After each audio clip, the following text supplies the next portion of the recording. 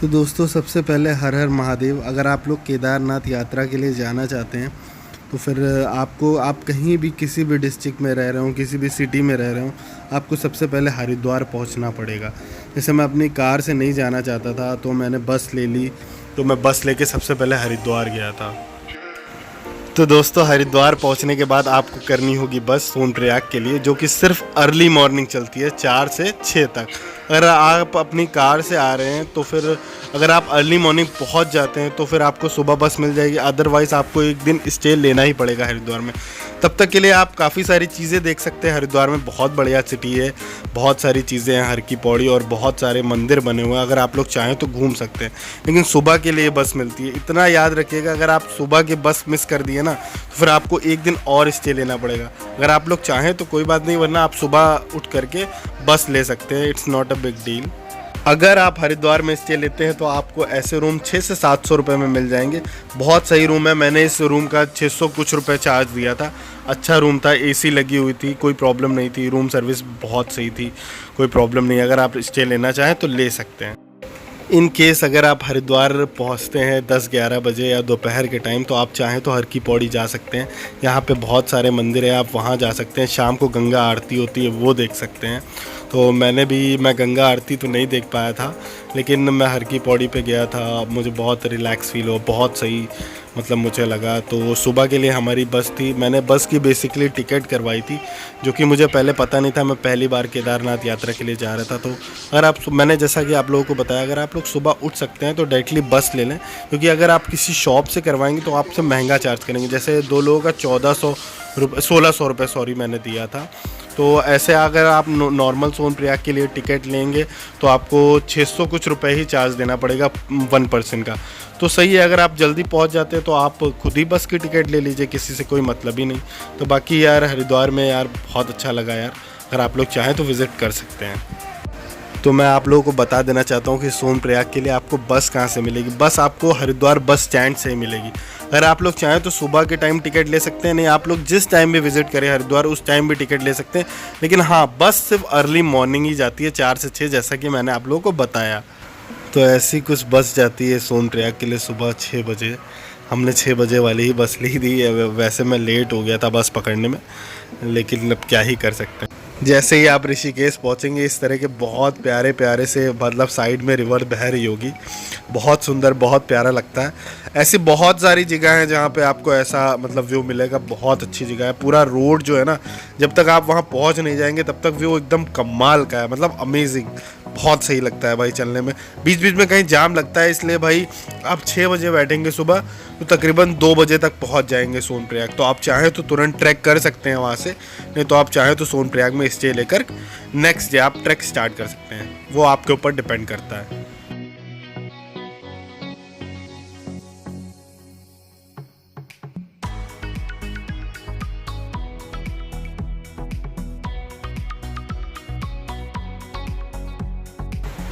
तो सोनप्रयाग पहुंचने के बाद सोनप्रयाग बस स्टैंड पे ही, ये जो आप देख रहे हैं ये बस स्टैंड है, यहीं पे आपको बस उतार देगी। थोड़ा आगे अगर आप चल के जाएंगे तो अगर आपके पास प्राइवेट कार है तो आगे पार्किंग बनी हुई है एक बहुत बड़ी सी, तो आप चाहें तो वहाँ अपनी प्राइवेट गाड़ी खड़ी कर सकते हैं। अदरवाइज़ आपको फिर पैदल ही जाना है। अगर आप बस से आएँ तो आपको पैदल थोड़ी दूर तक ट्रैक करके मतलब जाना पड़ेगा चल करके। फिर उसके बाद जो है ना, आपको वहाँ से मिलेगी गाड़ी लेनी पड़ेगी गौरीकुंड के लिए। तो ऐसी कुछ गाड़ियाँ मिलती हैं गौरीकुंड के लिए जो जाती हैं, और ये 50 रुपये चार्ज करती हैं। 4-5 किलोमीटर का डिस्टेंस होता है सोनप्रयाग से गौरीकुंड का। तो आप चाहें तो जा सकते हैं। मैं तो थोड़ा कंजेस्टेड तरीके से बैठा था, क्योंकि गाड़ियों में जो है ना मतलब भर भर के लोग बिठा लेते हैं, तो भाई ज़्यादा दूर का डिस्टेंस नहीं होता, इसलिए प्रॉब्लम नहीं होती है। तो ऐसे करके आप पहुँच जाएंगे गौरीकुंड। तो अगर आप अपनी कार से भी हैं तो आपको ये गाड़ी लेनी ही पड़ेगी गवर्नमेंट वाली, क्योंकि भाई इससे पहले से ही जो है ना गाड़ियाँ सारी पार्किंग में खड़ी हो जाती हैं। और इसके आगे जाना, अपनी खुद की गाड़ी ले जाना एकदम से मना है, क्योंकि रास्ता बहुत पतला सा है, बहुत पैच ही एकदम चेंज हो जाता है। इस वजह से आपको ये कार करनी ही पड़ेगी। तो आप पार्किंग में अपनी गाड़ी खड़ी करके इधर से ये गाड़ी लेके आप पहुँच सकते हैं भाई गौरीकुंड। दोस्तों, ये जो आप बोर्ड देख रहे हैं केदारनाथ 16 किलोमीटर, बेसिकली 16 किलोमीटर का है नहीं रास्ता, उससे ज़्यादा हो गया। 16 किलोमीटर का रास्ता बहुत पहले वाला था, जो इससे पहले था। ये नया रास्ता बना है, इस वजह से ये तकरीबन 22-23 किलोमीटर का है। तो इतना आपको चलना ही पड़ेगा। तो दोस्तों जब आप अपना ट्रैक स्टार्ट करेंगे तो बहुत सारे आपको स्टॉल्स मिल जाएंगे जहाँ पे डंडे मिलेंगे, रेनकोट मिलेगा, टोपी मिलेगी, ग्लव्स मिलेंगे। तो आप चाहें तो ले सकते हैं, पानी की बॉटल्स मिलेंगी, मतलब हर चीज़ मिलेगी आपको पहले से ही, पूरे रास्ते मिलती है। तो कोई दिक्कत नहीं है, आपको जिस जिस चीज़ की रिक्वायरमेंट हो आप वो चीज़ परचेज़ कर सकते हैं। तो दोस्तों ऐसा एक और गेट आ जाता है, यहीं से मेन चढ़ाई जो है ना स्टार्ट हो जाती है। तो फिर आपको बहुत सारे स्टॉल्स मिल जाएंगे, जैसे मैंने आपको लोगों को बताया ना कि बहुत सारी चीज़ें जैसे मिलती हैं, पानी की बॉटल्स और ये सब।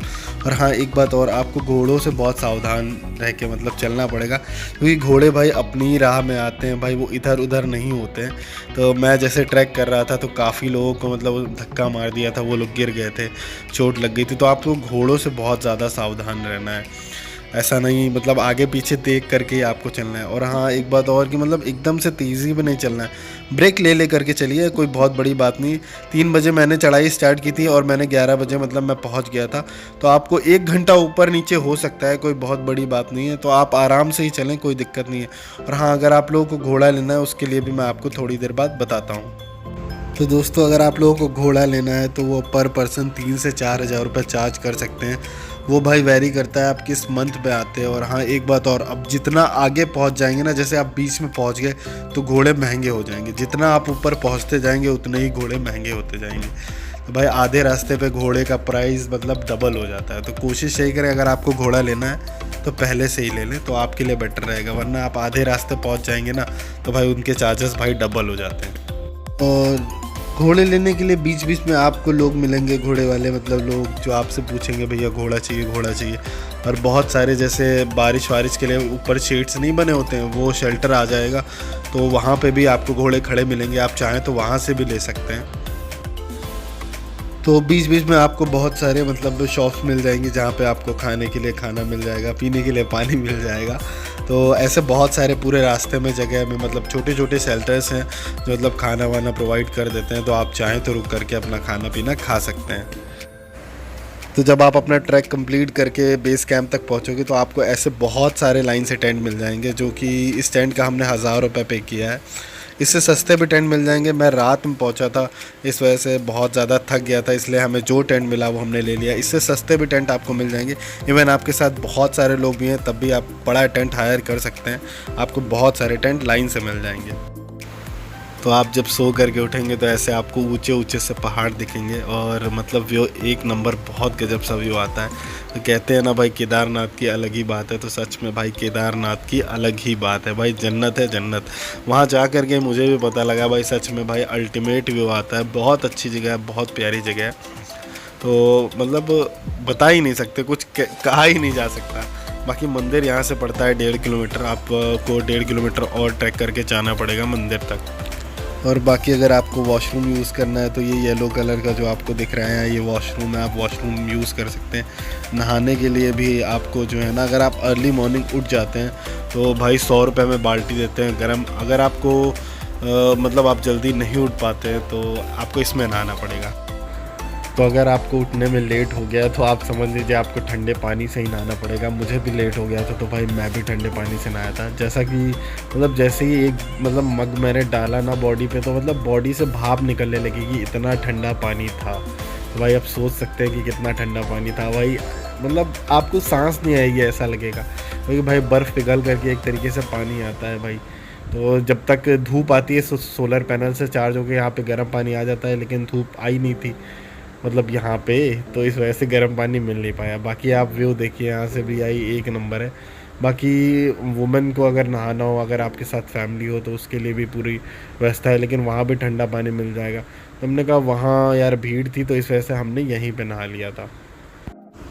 तो नहाने के बाद आपका वापस से 1.5 किलोमीटर का ट्रैक स्टार्ट हो जाएगा। ट्रैक करके आप पहले पहुँचेंगे हेलीपैड के पास जहाँ पे हेलीकॉप्टर आता है। तो फिर उसके बाद से आधा किलोमीटर दूर और मंदिर है, तो वहीं पे हम लोग भी जा रहे हैं भाई। बाकी यहाँ पे जैसे अब मैंने आप लोगों को बताया था रास्ते में पूरे टेंट मिल जाते हैं, ऐसे लाइन से पूरे टेंट बने हुए हैं मंदिर तक। और होटल का चार्ज, अगर आप लोग होटल लेना चाहें तो उसका चार्ज जब मैं गया था तो वो तकरीबन 3 से 4 हज़ार रुपये था एक नाइट का। तो वो तो वेरी करता है कि आप किस मंथ पे आ रहे हैं, होटल सस्ते हैं या महंगे, ये उसी वक्त डिसाइड होगा। तो भाई यार आप देख लीजिए आपका जो भी बजट हो, आप जिस तरीके से आना चाहें। तो जब आप थोड़ा दूर चल के जाएंगे तो आपको दिखने लगेगा यहाँ से वहाँ का जो व्यू है, और मंदिर भी आपको दिखने लगेगा। जैसे कि आप लोग देख पा रहे हो, मैंने जूम किया है तो ये है मंदिर, यहाँ से मंदिर आपको दिखने लगेगा। तो सोचिए इतना डिस्टेंस बचा है अभी भी। तो ये बना है अपना हेलीपैड, और अगर आप हेलीकॉप्टर से जाना चाहें तो उसका चार्ज होगा 11 से 12 हज़ार रुपये। तो कोशिश करें आप पहले से ही बुक करा लें तो सही रहेगा, तब तो आपको थोड़ा सा सस्ता पड़ जाएगा। अगर आप सडन इमीडिएट, पहली बात तो आपको तुरंत हेलीकॉप्टर मिलेगा ही नहीं, आपको थोड़ा वेट करना पड़ेगा। तो सडन लेंगे तो महंगा पड़ेगा। और ये आ गया अपना मंदिर, आप लोग देख सकते हैं, इतने पास आ सकते हैं। और बहुत लंबी सी लाइन लगी होती है मंदिर के लिए, तो आपको थोड़ा सा वेट करना पड़ेगा। तो ये मंदिर के पास पहुंच गए हैं हम लोग। और मंदिर मतलब जितना मैंने वीडियोस में देखा है उससे कहीं ज़्यादा सुंदर मंदिर बना था, और भीड़ भी इतनी थी कि हम लोगों को 4 से 5 घंटे लग गए थे दर्शन करने में।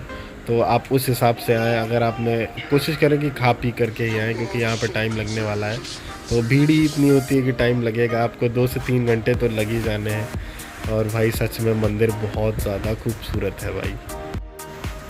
तो दर्शन के बाद जब आप लोग ये मंदिर के पीछे आएंगे तो यही वो पत्थर है, जब आपदा आई थी तो इसी पत्थर की वजह से पानी साइड से निकल गया था।